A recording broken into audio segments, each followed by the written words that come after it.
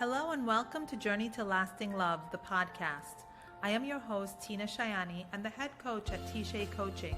If you are looking to attract a loving partner to build a relationship with that gets better with time, if you are looking to deepen your current relationship, or you just want to live a happier life, you are in the right place. Every week we will discuss a new topic that will bring you understanding, clarity, and the tools to become the best version of yourself, the happiest version of yourself. Let's jump right into this week's topic. This week's topic is, what do we do when someone treats us badly? So what does it mean when someone treats us badly? Is it because we are worthless? Because we deserve to be treated poorly? And that's the interpretation that a lot of people take when someone does something terrible, disgusting, or just simply unthoughtful. We take it as a personal reflection about ourselves.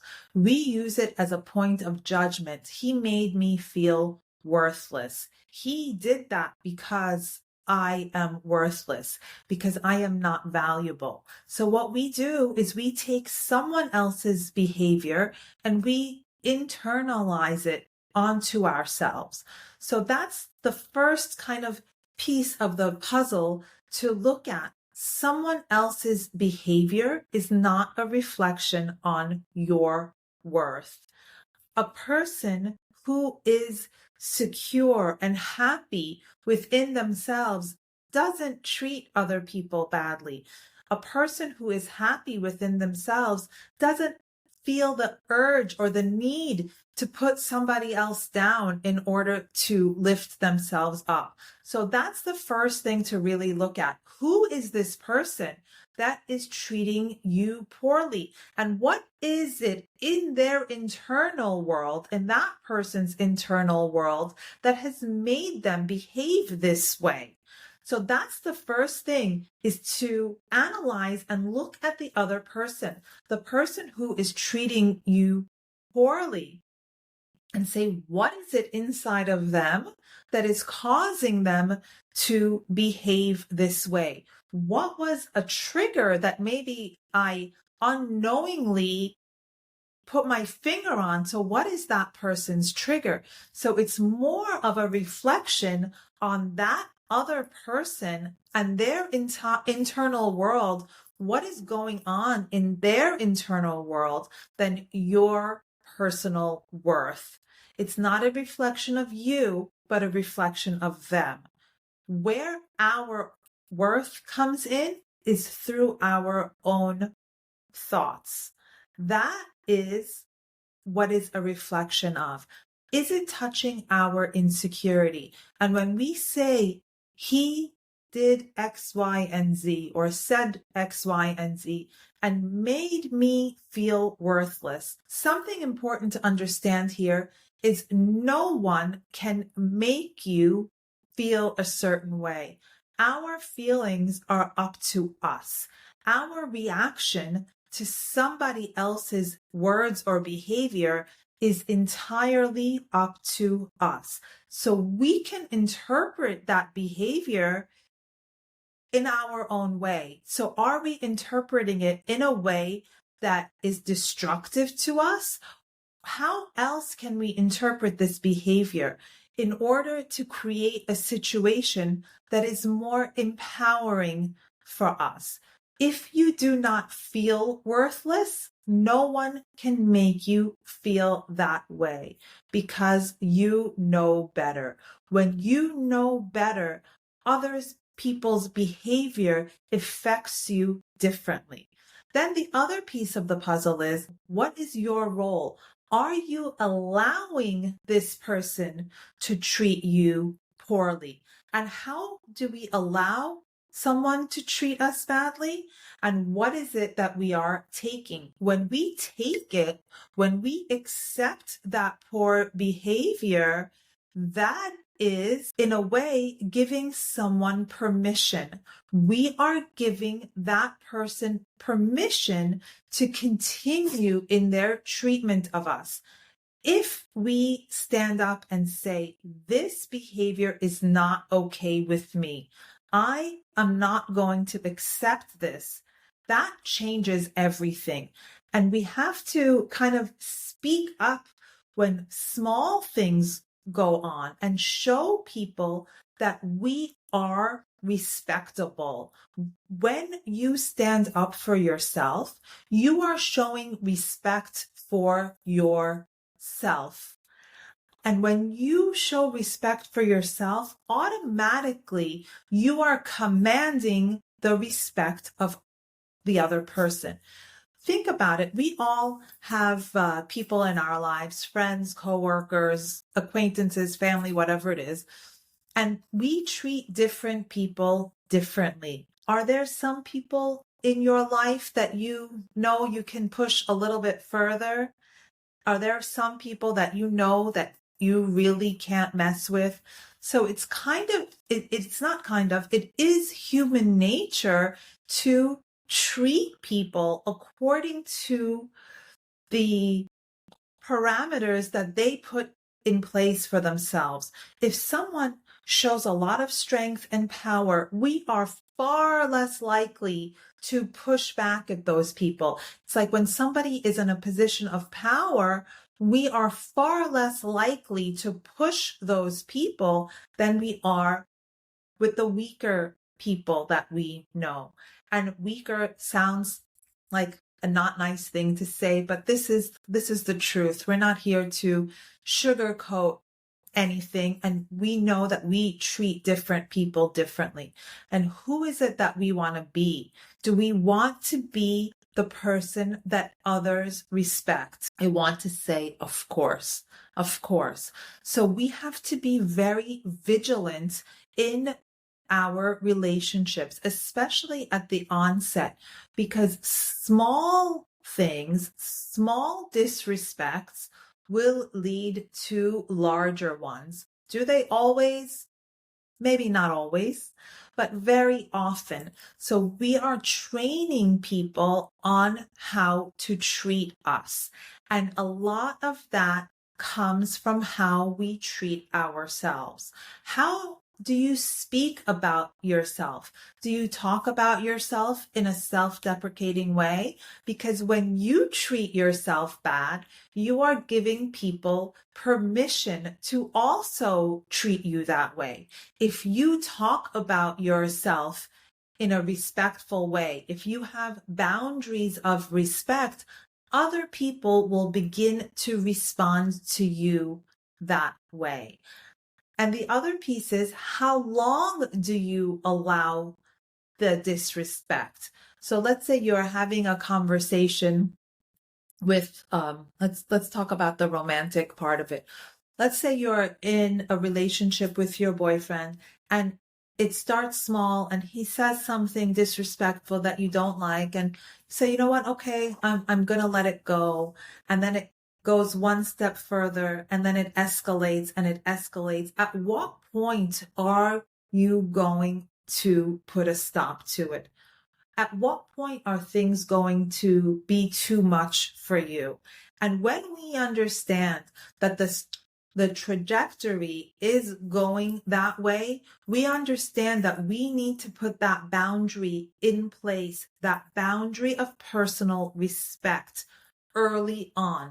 So when the first thing happens, okay, maybe you let the first one go. But the second one, that's the time, if not the first time, if you want to be a little bit more flexible, is when to set that boundary and say, this behavior, this way of talking to me, I don't appreciate. And you need to speak to yourself with respect, and you need to speak to the other person with respect. In order to gain somebody's respect, we need to give respect.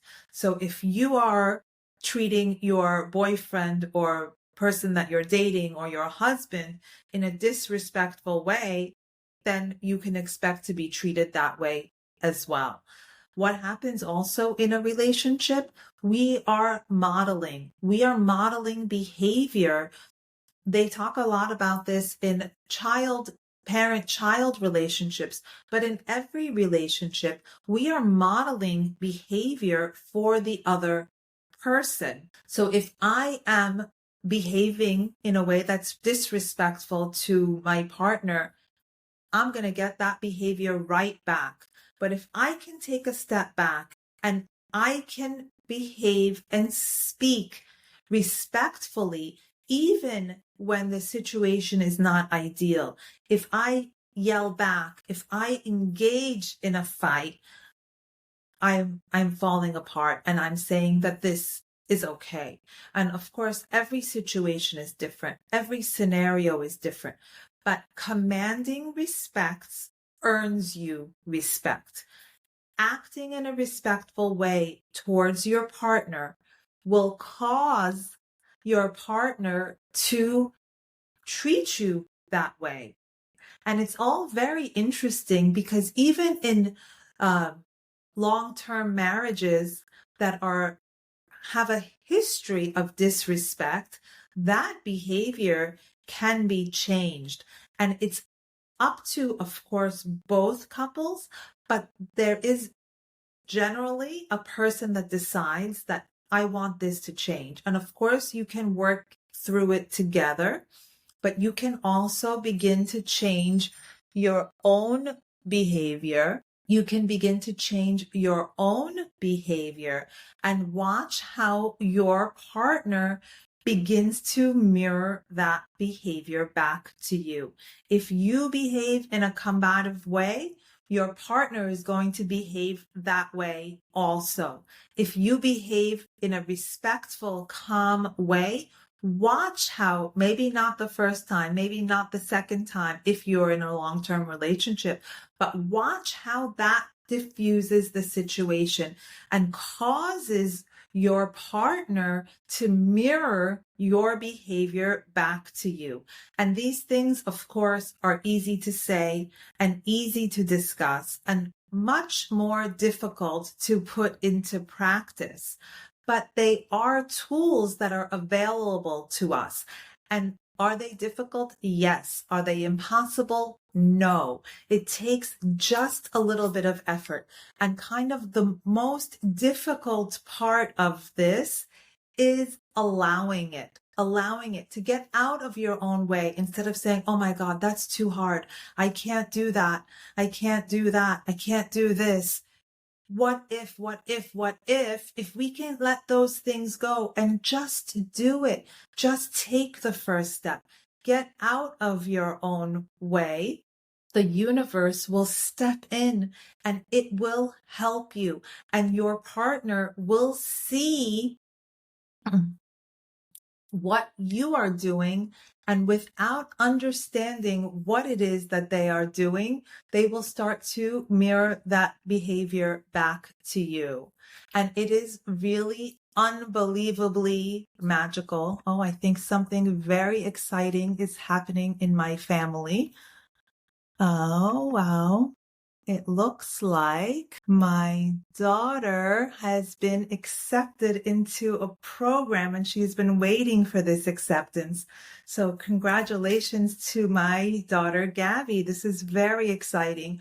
Of course, it has to happen in the half an hour that I spend with you here live. So very exciting things. Congratulations, Gabby, even though you're not live here with me, but that's okay. I'm excited anyway. Anyway, getting back to our topic now that I'm all excited, getting back to our topic of people and how they treat us. So very often I hear people say, well, we were together for 3 years and he treated me so bad and he did this and he was a terrible person.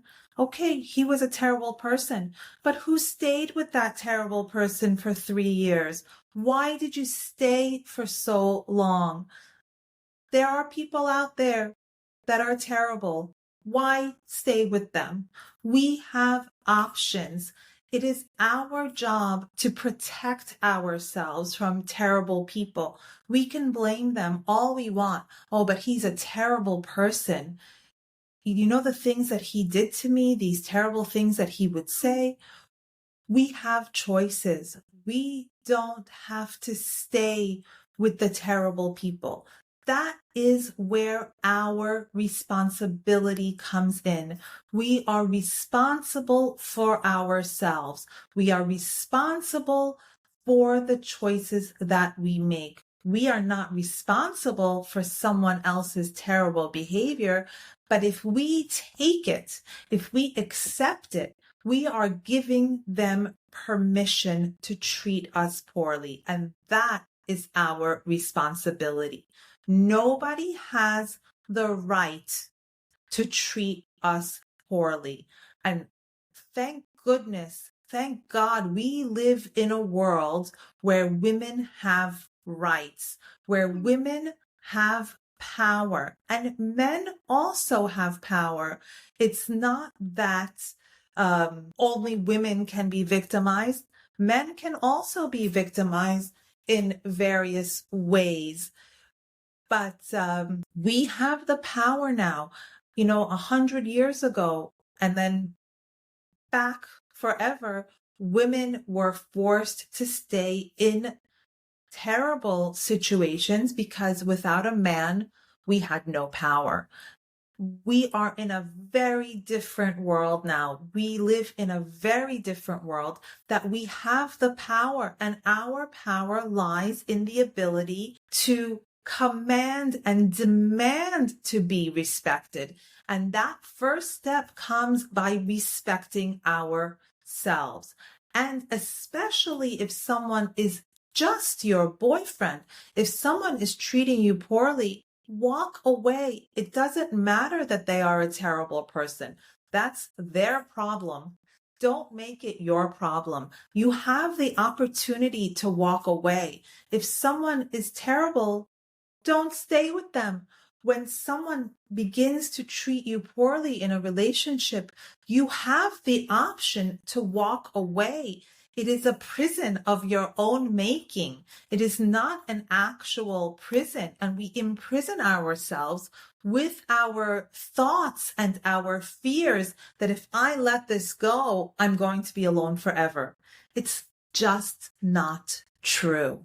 It's simply not true. We always have options, and we have the ability to be in a respectful relationship. We have the ability to internalize someone's insult or not. The power is all within our own hands. It's a matter of whether we use it. So don't get angry at somebody else for their poor behavior. Don't stay. Don't stay. Don't accept it. And then I hear, well, we were together for 3 years and he did all these terrible things and he treated me badly. And then he met someone else, and guess what? He treated her so well. Well, there's several things I want to say to that. One, you don't really know how he treated her because you are not in the relationship. And two, we treat different people differently. And maybe that woman demanded respect from him and she got it from him. The other thing is, when you are someone that demands and commands the respect of others, that will not put up with being treated poorly, a lot of these predatory people, and I want to say there are women that are like that also, will flee from us because they are looking for someone that they can step on in order to make themselves feel better. They're looking for someone that they can treat poorly so that they can feel better about themselves. This type of person is not going to want to be with a secure person who respects themselves. So right off the bat, we get rid of those terrible people in our relationships because they don't want us just as much as we don't want them.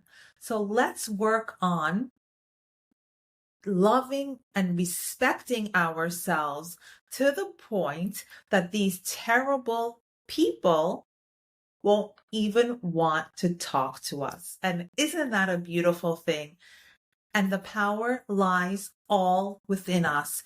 We just have to recognize it, and we just have to get out of our own way. We need to get rid of our own bullshit of putting ourselves down and finding a myriad of reasons to not love ourselves. And if we can love and accept ourselves, and if we can respect ourselves, other people in our lives will act accordingly. And we will call in men for relationships and women for relationships that will treat us well. But we have to be aware that we are training other people to treat us a certain way. And we have to do that job properly and on purpose. We are very much in the driver's seat of our own lives. But first we have to see it, and then we have to act accordingly. But the power is within each and every one of us, and we can do it. We just have to know that we can. We just have to accept it as a truth.